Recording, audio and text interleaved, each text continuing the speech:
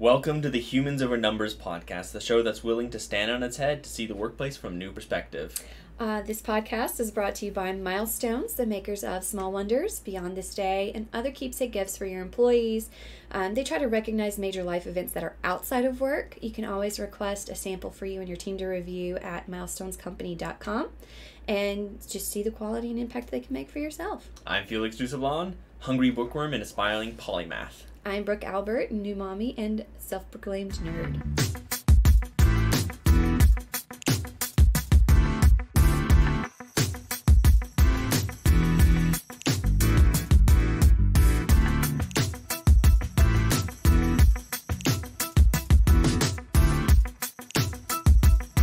So today we're talking about mental health in the workplace. This is a topic that no one wants to talk about, but everyone needs to talk about. I think more than almost anything else we will talk about in this show at any point, or have talked about to this point. I think it's a really, really important topic that gets sort of swept out under the rug a lot because it's uncomfortable. Well, and we can get to this later, but talking about your mental health and not being uppity is...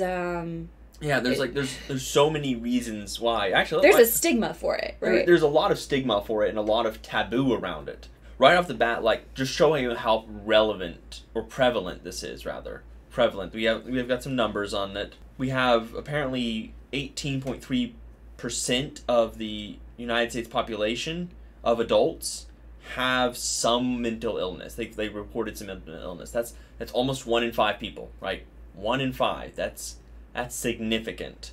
Another study showed that about 6% of employees have symptoms of depression each year. 6%. I mean, that's a little less than 1 in 10, but that's still... Well, and keep in mind also... still really high. Symptoms of depression is not being diagnosed with depression. Right. Like, depression is a severe form of commonly occurring emotions. So, Yeah, clinical depression. Yeah, symptoms of clinical depression, I think, would be more precise about this. And right. So people... And we don't actually... that was a Harvard Health thing, and I don't think that...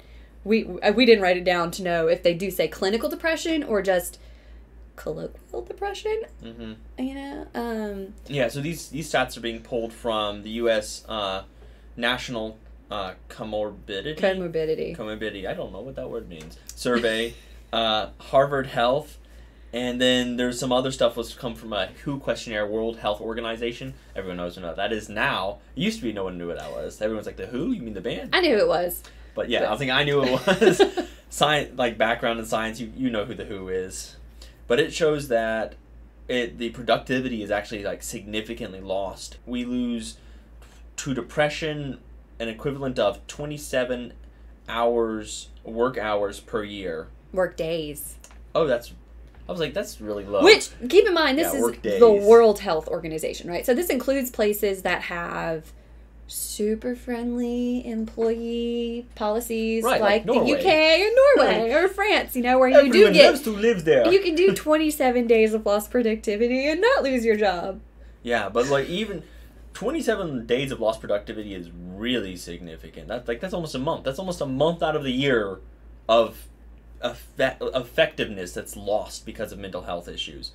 And it estimated that globally costs just the U.S., the only country, the U.S. loses about $1 trillion in productivity from mental health. And specifically here it says depression, and that's, again, the WHO website, so World Health Organization. So this is a big thing, and it's a big deal, and it costs a lot of money, but I think it's more important even to realize it's affecting a lot of people in a very, very personal and deep, profound way.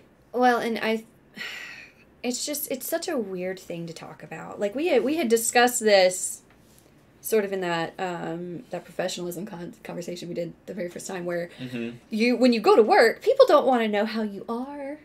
No, you have to be positive and happy all the time, and everything's great. It's that Facebook life. It's the social dilemma. I think Netflix just came out with a documentary called The Social Dilemma. Haven't watched it yet, but it's this Instagram reality we try to show everyone else instead of just being honest. Yeah, depression is a thing.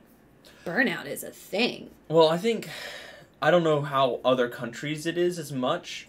I know in the United States, especially at work, you're expected to be a happy person at work. Even though everyone knows everyone's like grinding through it and hates it, everyone expects you to be, especially when you talk to people outside of your little, like, where you're working. Like, if you call in with a customer or a client or whatever, you're expected to be happy and nice and positive, even despite how you're feeling. It's so weird, because I don't even know that because we have jerks in the office all the time, and we don't expect jerks to be happy or positive or anything like that. You're just expected to not complain, I guess. Right? Like, it's just like you're just supposed to come to work, and it doesn't matter what's going on in your life, pull yourself up by your bootstraps and just get your job done.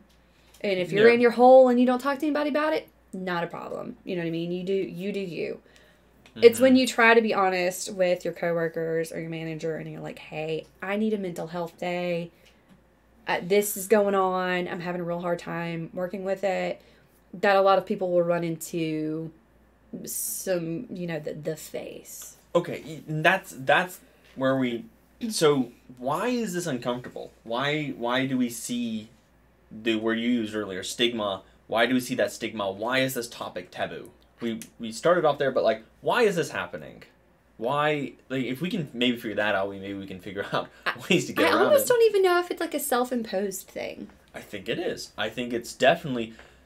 When you're uncomfortable with something, you feel like you're showing weakness, significant weakness, when you ask for... That's a very good point. Mental health help. Like, I felt burnout and stuff in my previous job really badly, and I always forced myself to always go in and be like, I'm going to get through today anyways. But I won't, and I never went to someone and I was like, look, I need a mental health day. There were lots of times I needed mental health days, and I was like, I'm not doing that. I am going to plow through my job. I'm going to do it anyways. And it's not good.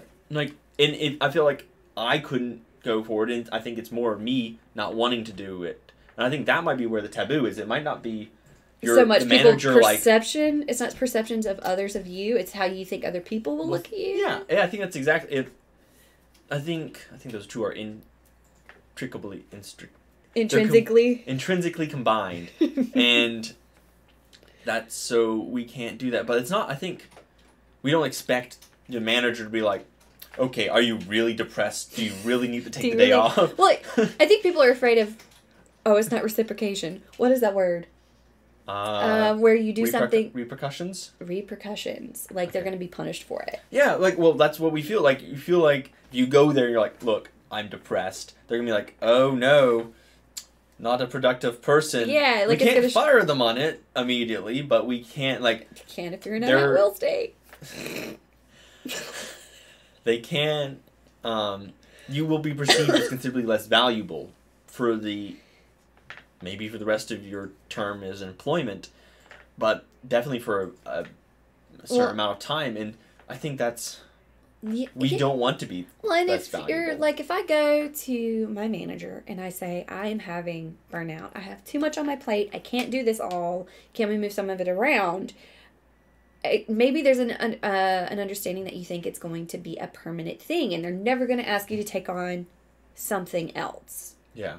And if you admit, I think a lot of it is when you admit that weakness, because we talked to you, maybe you perceive it as weakness, that you can't handle what you've got, but it's a result of your choices. And so I really do think that not talking about mental health, aside from like the workplace mental health blog, Alison Lufig, like she said, she posted on, I think it was LinkedIn, that she was having a lot of mental health issues and problems and just like this hard time, this very difficult time.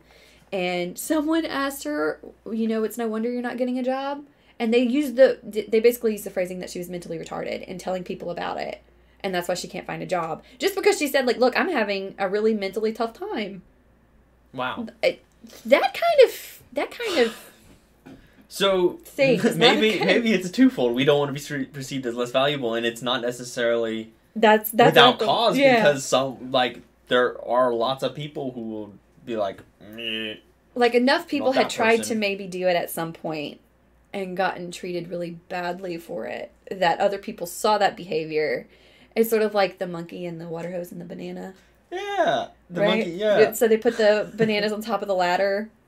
Okay, and I'm then thinking of a different one. Oh, they would put so they had a bunch of monkeys and they put bananas at the top of the ladder, and whenever a monkey would try to climb the ladder to get the bananas, they would spray them. Oh, I didn't know there was a ladder. With Okay, water. I didn't know what this is. I just didn't know there was a ladder. And over time, they would slowly cycle out all the monkeys who originally had been sprayed, and every time a but it was new such a monkey came in, so if they tried to climb all the other would gang up on him and beat the monkey up. They were even like, though they "Don't stopped you touch spraying it." them. Yeah, and then eventually it became such a learned behavior in the monkeys. Yeah, that even though they were no longer getting sprayed, and none of the original sprayed monkeys were there, they were still ganging beating up on the any one monkey who tried to touch the bananas. Who tried to climb the ladder. Yeah. And so that learned social behavior could be what we have now for mental health, because so many people, that makes a lot of sense. So many people went and they were like, hey, I'm struggling, and then they got beat up, and now we don't remember the original beat up person, but everyone's like, don't do that. Right. We just know it's not a good idea.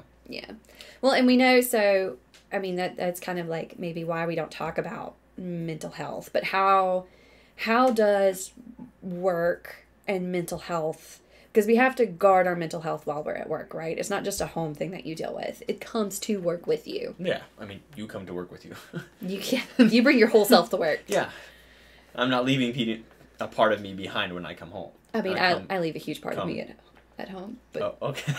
that's because there's like, everybody's got those little things that you don't bring to work because they're not acceptable at work. And a lot of that for me would be like jokes and language that are just not workplace appropriate. That's true. I mean, yeah, everyone leaves something at home when they come home, but I think you're a person, and any burdens you're carrying, you're going to carry those. Well, your joy and your sadness and kind of what's going on, how you feel comes to work with you, even if you don't bring all your mannerisms. Yeah, to work. Definitely. I think.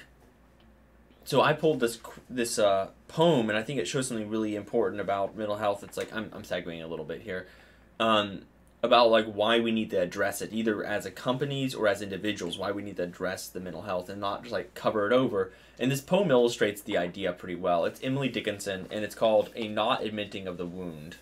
And her poem goes, "A not admitting of the wound until it grew so wide that all my life had entered it, and there were troves beside. A closing of the lid." Man, I've messed it up. I've messed up my reading of it. I skipped words. I'm going to do that again. Going to go back, stanza 2. Here it goes again. "A closing of that simple lid that opened to the sun, until the tender carpenter, perpetual, nailed it down." So, the point of that, I mean, I don't know. Some people understand poetry like this, and some people don't. This poem is illustrating the danger of not showing awareness of something. And especially, I think this one, I had a very strong feeling this one was about mental health. Because it's when you don't admit there's a problem, it slowly builds and gapes until it takes your whole life into it. Especially like mental health. You don't admit that it's happening, it takes more and more ground because you're never fighting it. Because you're like, it's not there, and so it can take its place. It can take its place all over your whole life. And so that's why she said they grew till so wide that all my life had entered it. And so, like, if you're depressed, like, your whole life gets under that shadow. It gets consumed. It consumed, yeah. And then if you don't admit it, it goes all the way till you die. Until that tender carpenter, a coffin maker, nails you in, right? Yeah, I know. It's pretty dark language. Emily Dickinson, it's been forever since I've done anything with English. If I remember correctly, was pretty sad. Yeah, well, yeah. I mean, not like Edgar Allan Poe sad, but... From my impression of her writing, that she did seem like she struggled a lot with depression or something. I think she was a shut-in. She had health issues. I don't know. So, like, if anybody out there is more versed in Emily Dickinson lore, please feel free to email me. I'd be happy to relearn it. I guess I could Google it later. Yeah, probably. So you guys could save the effort. You don't have to email me. But on any account, this poem definitely reflects that idea that we need to address these problems. And I think workplaces and individuals need to address these concerns, because they'll take over your workplace if everyone's burnt out and no one's talking about it. Well, and I think something important to remember is we're talking from like a U.S. perspective. Mm-hmm. But there are countries who have huge problems with mental health at work, Japan being one of them. Yeah. Yeah, I've heard there's a problem. Huge mental health, it's a cultural phenomenon, the way that you behave at work, what's expected of you as far as your professional life goes, right? Yeah. Which is why the U.S. is like, I mean, you'll have everybody say, pull yourself up by your bootstraps and get, it's the cowboy way, which is weird. I don't know why that's just like half the U.S., but, excuse me. That's not like that everywhere. I mean, people kind of hold themselves up to that, I'm sure. But why is there like this global obsession with not trying to take care of you? I don't know. I think it might be that pull yourself up by your bootstraps mentality. It's like, I'm strong enough, and if I don't say this, I am weak. If I don't do it, I am weak. And then your company says, if you say this, you're weak. And, like, I don't know that anyone actually says that or truly thinks that, but we feel like that's the case. I really think it's just the monkey and the bananas. I think something happened somewhere along the line that it just became a thing. And now, like, nobody... I think now we are getting into a time frame where people are more willing to talk about it. We are more willing to address it. One of my favorite YouTubers will discuss his mental health issues, which I always really appreciate. When he just has that check-in where he's like, this is kind of where everything's at with that. Yeah. Because I think it normalizes the conversation that needs to happen. I think that's globally, but I'm also... I think that art precedes history on any count. That's a whole nother conversation. But I think art precedes history. And currently what I'm seeing in literature is a strong movement, and in film, you'll see it in film too, film's art, and TV shows, a huge dominant focus, or more dominant focus on mental health. Like, it's a big thing, and it's showing up all over the artistic landscapes. It's been there. I mean, Van Gogh had depression, but Van Gogh didn't paint depression, he had depression. Where now we're seeing art that actually carries characters who show their mental struggles. We're seeing TV shows like Netflix, it's like 13 Reasons Why. We're seeing this stuff becoming put to the forefront. And so I think that movement artistically is prefacing a bigger historical movement that will allow workplaces and people to become more open in their dialogues. Yeah, well, and it's really interesting you say that. I just found out about an author, a Japanese author. They did a 4-episode OVA based on this book, Losing Humanity, I think. The author, it was kind of autobiographical in a way, or a weird way, where the main character just wanted, it was on a podcast that I was listening to. They explained it like the main character just continues to take losses. He cannot win. Period. His entire life is just a series of really big losses in every aspect. And he tried to commit suicide multiple times. And eventually the author finished the book and then managed to successfully kill himself after having several attempts. That's depressing. Oh, isn't it? Yeah, but it's a thing. And I think when we start to see, like you said, the movies, the books, the television shows that are coming out that discuss depression and mental health. See, I think what's happening though is oddly there's a twofold thing in media. In art, so media that is intentionally produced by people, it's being addressed more. Whereas in the exact opposite side, on social media, which is the other's media, but it's the one where it's like, I am me, let me show me. I'm presenting me, yeah. We're seeing the exact opposite. All mental health, all flaws are being, like, wiped clean. Well, so so, like, here's my pristine life. There's this weird And that's what we see. obsession. We see this giant pristine life in everywhere, except for in, like, art. Well, because art imitates real life, but then you have people who don't want to share. There's this weird obsession, I think, and I think the social dilemma may even go into that, where people want to be perfect, and there's not only like mentally and the way their relationships are working, but physically the way they present themselves, they want to be perfect. There's this weird obsession in the United States where everybody wants to look like their 23-year-old selves for the rest of their life. You know what I mean? I think there's been an exception with everyone as long like, as aging which has is happened. It's so weird to me. But they like people who like society for some reason, and it's not even like enforced by anyone, it's just people think that I have to look this way. I spend 5 minutes getting dressed in the morning. You know what I mean? Yep. I don't put a whole lot. Why would I put that much effort in? I have had a relative look at me and be like, "You're getting a mustache. You should do something about that." That's I am rude. a human being. Like, can you see it? No, I'm a human being. I have body hair. It happens. So this whole obsession with being like perfect and getting rid of everything, that's like, no. We're not going there. So with mental health, it's like you need to be neuronormal. Is that the term? I have no idea what the term would be. Where you need to just kind of be within this frame of everybody else. What is considered acceptable and healthy? You have to be in that. And even if you, and this is, I think, what a lot of people don't realize as well, depression, which I kind of mentioned, there's a difference between depression and clinical depression, right? You can be sad. Sad is perfectly healthy and perfectly normal. It's when you start to veer into this extreme of that we start to have issues. And a lot of people don't talk about the being sad part that's perfectly healthy and perfectly normal until they get into, we seriously need to address this. Yeah, actually, that's a perfect example because it starts as something small, but then you're like, I can't talk about this. And then it grows heavier. I was reading, it's a fantasy novel, I was reading it last night.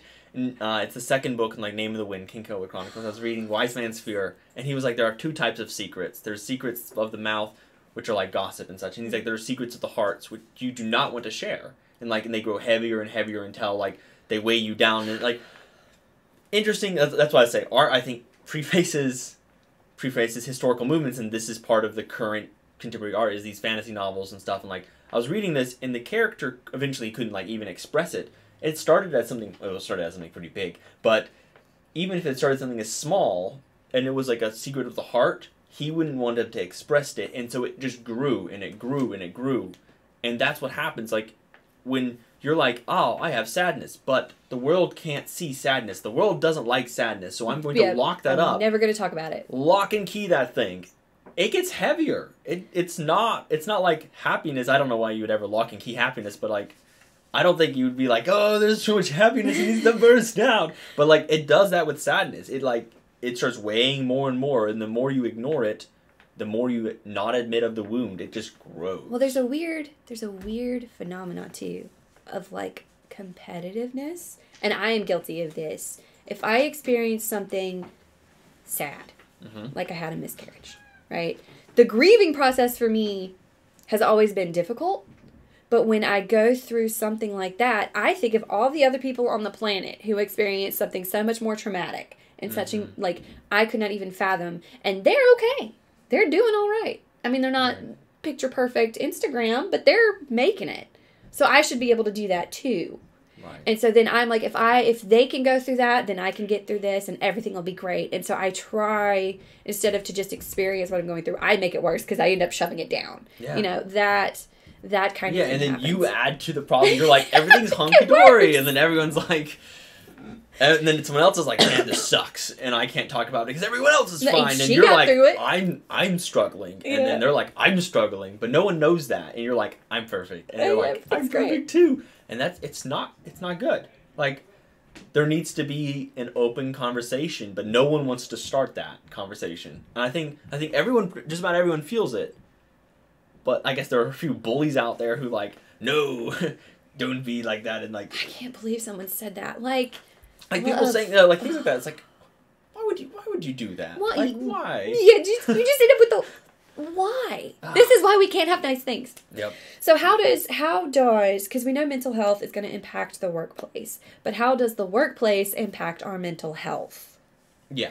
So mental health, we know we're coming to work sometimes with it, but sometimes it's the opposite way.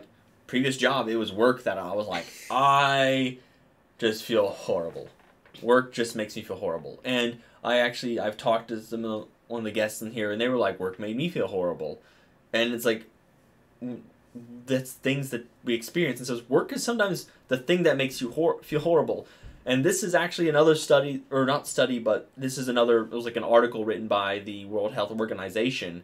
They talk about some risks to mental health that exist in the workplace. And they have six risks they listed. And their 6 risks are inadequate health and safety policies. That's 1. Poor communication and management practices. That's 2. Interesting. I break those into 2 almost. Yeah. Limited participation in decision making or low control over one's area of work. 3. Low levels of support for employees. That's another. Inflexible work hours. That's another one. And then unclear tasks or organizational objectives. These sound really bland, but I can think of like every single one of these and like how it would negatively affect my like perception of me and how I feel about my job, which is a huge part of my life. A huge part, right? We spend most of our waking hours working. Like we do. Like that's how the world works. I mean, you assume people are awake 12, I mean, this is generous. 12 hours a day you're awake. It's probably more than that. Yeah, it's more than that. 7 days in a week gives you 84 hours. 40 of that, which is half. Yeah.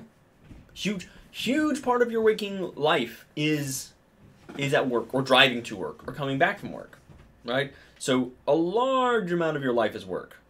And so when these things aren't met, these risks, you will experience that and you will take that home with you. Mm-hmm. And then it gets worse if you have something going on in your life at home. And then that puts it on top. And then it's just like, then you go back to work. And then you go back home. And it's bad. Like, these things bleed into each other. Well, and then it gets frustrating, right? Because when it's work causing the stress and you want to solve the stress. You want to remove that stress. And there's only a few ways that you can do that.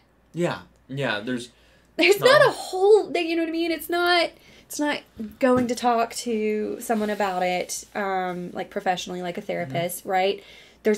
They can help you manage the stress, but you still want to fix the stressor. You want to remove the stressor in the best way or lessen the stressor as much as possible. And one of the frustrating things about the workplace being your main stressor is you've got like 3 options. You find another job. You try to fix it at your organization. Like you try to work with management and leadership to fix that. Or you just suck it up. Yeah. And deal with it. I think just about everyone lands in suck it up land. For the most part. Yeah, it's just sort of like... Or you try to do... Life sucks. You try to do one of the other 2 while sucking it up. Like the third option isn't really an option. That's going to happen until one of the other 2 takes place. Either a change happens. I think almost no one does the proactive part, options 1 or 2. You just end up whole time just suck it up. Like the whole time. It just ends up being your life. Suck it up life. Pull yourself up by your bootstraps. Yeah, pull yourself up. So just deal with it. Yeah. I think we have a list of like actionable steps like companies could do to take and what they can do, as well as like a 3-pronged approach that was written from a academic report. 2014, yeah. Yeah, in 2014. I don't actually know who it was. I did when I wrote this, but I don't know who it was now. We pull all of the stats and put them on a piece of paper so we could talk about them, and then yeah, sometimes I don't sometimes cite we my forget sources. Yeah. Yeah, MLA would be disappointed in you. All citation systems would be so disappointed in me. And teachers. I'm not disappointed in you. Oh, thank you. So some of the actionable steps companies can do. I think I wrote some of these, though. So we'll see. There's my source. Offer incentives to help promote healthy behavior. This is good. This is a good preventative measure. I think Google does that to a degree. Make tests or screening to check mental health free or affordable to employees. So, like, it's included on your health plan to go get a psych eval, right? And then it's like, don't put a stigma on that, right? Distribute information and educational opportunities. So, make it clear that, like, you know what it is, and at your work, like, maybe have, I don't know, on the onboarding process, something there. Have specific safe spaces. This is something that's interesting that is actually employed by like high schools now. Colleges. In colleges. They'll have a safe space. But workplaces don't have safe spaces. You're like, there's your cubicles. There's what do you mean the boss's office. What do you mean by a safe space? Like so it's kind of an icky term. right? Because True. it gets adopted and given its own definitions depending on who you talk to. And so I always like when you get to something like that to define what is meant by the word. And in this case, it would be safe space. So by a safe space, what are you saying that should be? Well, a place where, like, I guess a judgment-free zone that that might be minimally stimulating. That's one of the biggest things is like the immediate stimulation, because in an open office landscape, there's lots of stimulation. Answer phone, keyboards typing, someone talking. Like there's stimulation, and if you're a highly easily stimulated person, that could be really difficult for you to manage that high stimulation.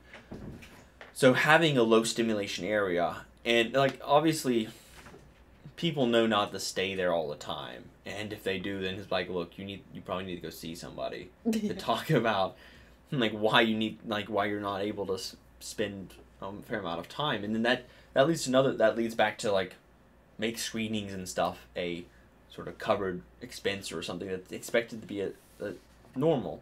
I'm going to keep moving on. That's something keep to going. think about. Yeah. But another thing is training employees and managers.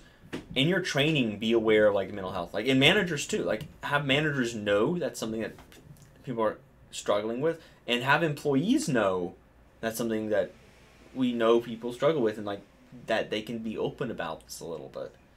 I don't know. I don't know what I mean entirely by or whatever who this was. I don't remember who wrote this. At this point, I wrote this, but I don't know if it was me. Don't know where you got it. Thinking something, or I pulled it off somewhere else. I think I pulled it off somewhere else. But having people trained would be valuable. What that training will entail will be, I think, dependent on the company itself. Having very strict policies on bullying and harassment. Huge problem in the workplace. Bullying and harassment is a big thing. And everyone bullies don't happen anymore. After you're out of kids, you're stopping kids. Bullies are really super weird side note. Psychopaths, sociopaths. Yeah. So there was a study done, and in the general population of the United States, right, if you were just go down the street and start surveying people, there would be maybe and oh gosh, I can't remember it verbatim, but it was if you just walk down the street, 1 in 10 people, 1 in 20 people, something like that, would have some kind of markers for psychopathy, sociopathy. But that's not encouraging. In prisons, it's 1 in 6. So when you look at the corporate structure, this is what blew my mind, right? The corporate structure of upper management above a certain level, and I wish I had this cited somewhere. 1 in 6. Upper management of corporations has the same ratio of people who have these kind of sociopathic or psychopathic tendencies as a prison population. That's not encouraging at all. That's and then people wonder why we talk about harassment and bullying in the workplace being an issue, and it's because of things like that.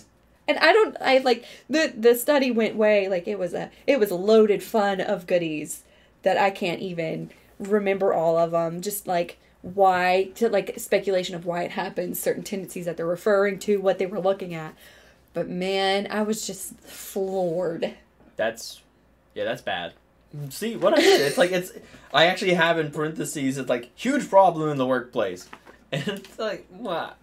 It is. It's a giant problem, and everyone does not want to admit it. And also, fire bullies. Bullies are bad. Good them out. Well,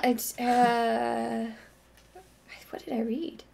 But that's a whole nother conversation. That's a whole bullying in the workplace is bullying. It's its own topic. How it shapes itself. What do you do about it? Is there what point do you say get out? From a management perspective, how do you handle it versus being an employee? How does that impact HR? Because HR has to get called into it at some point. Yeah. How do you identify it? Right. What's the difference between the bully and then the manager who has a lot? They're you need to get this stuff done.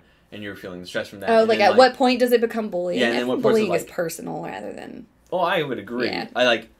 Making people aware the difference and just conscious of that. Yeah, it's a whole other conversation. And then the last point here I said, and then I'll do the 3-pronged approach. It says for every United States dollar, one put into scaled.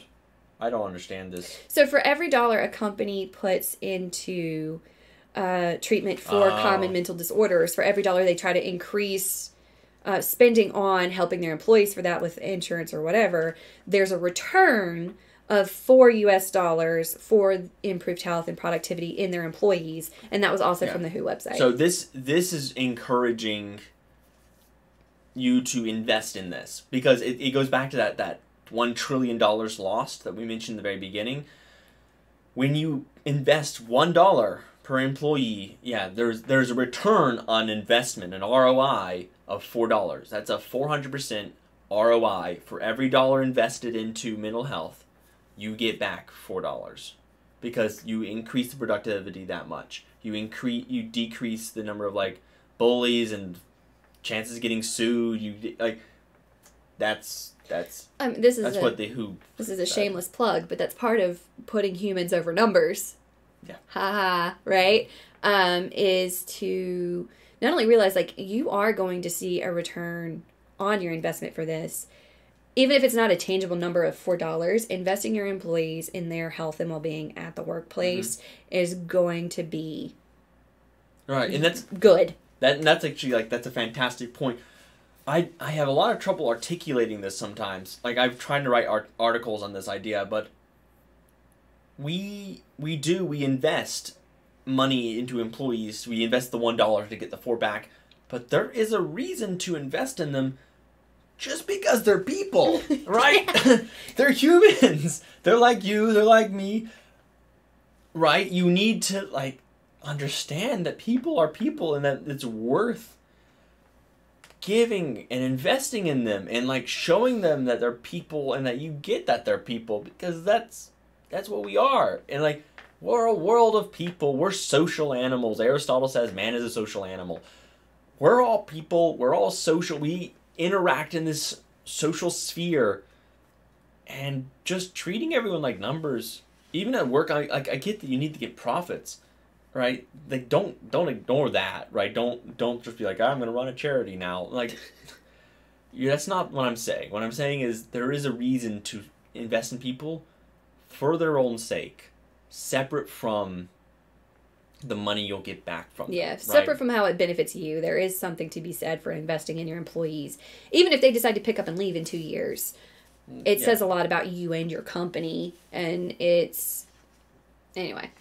So real quick, before we get to the three-pronged approach, there are some ways that, as an employee, you can help improve or prevent mental health at work. And so one of those is feel like there's a purpose inside and outside of the work. It's the second step in AA's 12 steps. When you find that purpose, it can help make the mental load a little easier. Yeah, find that meaning in the workplace, right? So that's what we're about, and it will make a difference. If you then that's one of the risks. Remember, you probably don't remember, but I mentioned the risk factors mentioned by the WHO is a lot of it has your control, or how much you feel like you're part of work. And if you find meaning there, I think you'll have a lot less struggles with it. Yeah. So finding that meaning. Find other people and make friends that you can talk with about it, who might have similar issues, who can support you, that you can lean on each other when these do get to be difficult times and you have a hard time moving forward. Talking to a workplace counselor or a therapist when you're struggling can be absolutely beneficial. I think a lot of people should go to therapy once a month anyway, just to become healthier in their mental health sort of thing. Everybody always has room for improvement. Having an anonymous place that you can go in, a blog, Reddit. Don't go to Reddit. But an anonymous space. Yeah. Even if you write sort of anonymous space, write a letter to yourself and then burn it. I don't know. No one will ever see it because it got burned. Don't do it if you're in California. Just some way to get whatever is inside out. Address it. It doesn't have to be to anyone necessarily. Just a way to relieve. Once you say something and you sometimes you just know you have a thought in your head and you have to get out. That might just be me. Once it gets out, you feel better.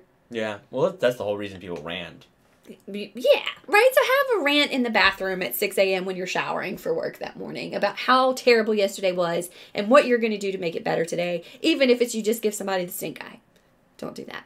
There's also living in a healthy way. So increasing your physical health Yep. Eating better. Don't, when we get depressed, me specifically, I eat a ton of junk food. And that just makes me feel worse and like a slob. So. I am very weird. When I get stressed, I don't stress eat. I do stress eat, but not in the way anyone else does. Like in college, when I got really stressed, I would go on crazy long runs and I would eat salads. Like, I have no idea what it is. Like, most people, it's like, I need to eat donuts and ice cream when I'm stressed or upset. And I was like, I'm going to eat salad. I actually don't eat when I'm stressed.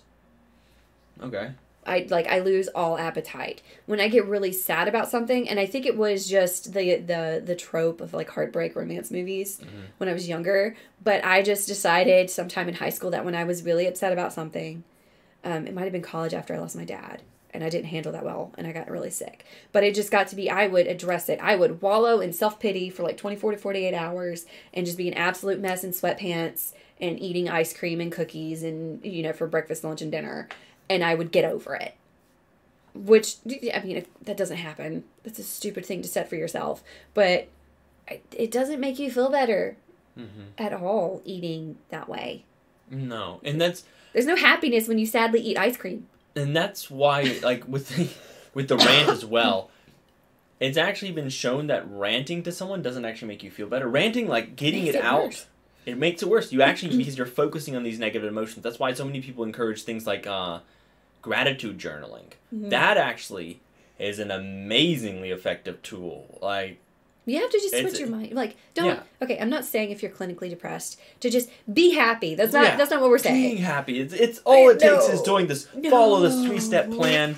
It's not that way. But these are just some tips that if you are having a difficult time, that might help get through it. So the 3-pronged approach from the academic report in 2014. Yep, it is protect mental health by reducing work-related risks. So look at those risk factors. Try to see if you can help mediate them. For companies, look at how you can mediate that yourself. Then 2, promote mental health by developing a positive aspect of work and the strengths of employees. So this is look at the positive stuff like employees are bringing to the table. And for yourself, it would be like, look at how you benefit your company. Look, you're working there for a reason, right? So you're adding something, right? And so be aware of that.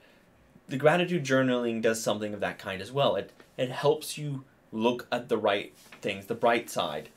Now, I'm not saying that this means that that you can't be aware that there is something bad going on that's rough and you need to address that. I'm not discounting that. But looking at good things in your life can make you more grateful and help a little bit sometimes. I'm not saying it will always help. I'm not saying it helps even necessarily in the majority of cases, but I do know from like personal experience that it does help being aware of that and like looking at the strengths.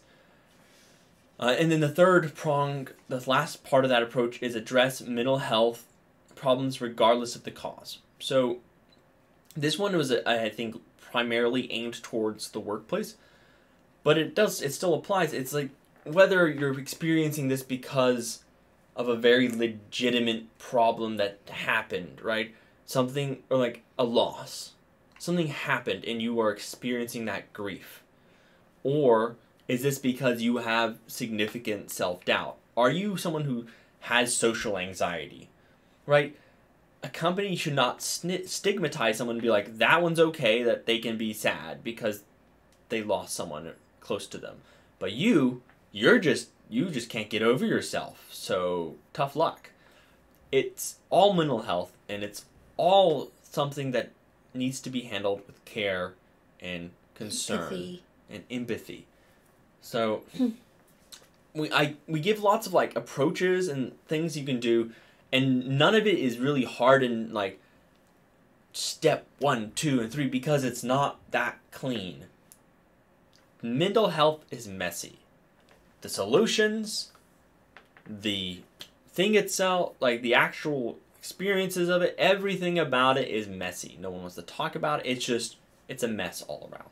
And so hopefully this will help work you through, figure things out, realize that the people experience it. Recognize that it's happening, and it's not just you. You can find other people who are going through it. Try to find help in whatever way that you are comfortable with. Companies, management teams can definitely look for ways that they can improve how they support their employees through this kind of thing, especially with COVID happening. So many people have lost their jobs. So many people who are at work are having family members who are going through this. We don't want to talk a whole lot about personal stuff at work, but from a leadership perspective, from a manager's perspective, understand that there might be something going on. And, if you want to call your employee to your office and be like, look, you seem down. You don't want to talk to me about it. That's fine. Just wanted to let you know I'm here if you need it. Don't be afraid to come and ask me for help. Provide that empathy. Maybe you are that safe place, right? Also should say that none of the stuff that we discussed or advice given today should ever be taken as or in place of advice of a trained, certified mental health professional. We're not psychologists. We're not certified counselors or anything of that kind. We're just two people who thought this was an important thing to talk about and said, we're going to talk about it. Yeah, and I feel for you if you're going through all that. I know, in my personal experience, it was really hard to talk to anyone about it. I had to reach out to, I've only got 2 people, right? So I tried to lean heavily on those 2 people. It was really awkward. And I don't, you know what I mean? Like, I don't like to be upset. I never like to be sad. If I'm not, I can be angry. You know what I mean? I can be absolutely furious, and I'll get out, I get through that. I can handle that. I can handle being happy and joyous, but there is something about entering into that just empty blackness of depression that is so challenging and so, like, you just don't want to go there. And even when you're there, you don't want to talk about it, because if you acknowledge it, then you just feel like you're going to get deeper. It feels like there's no way out.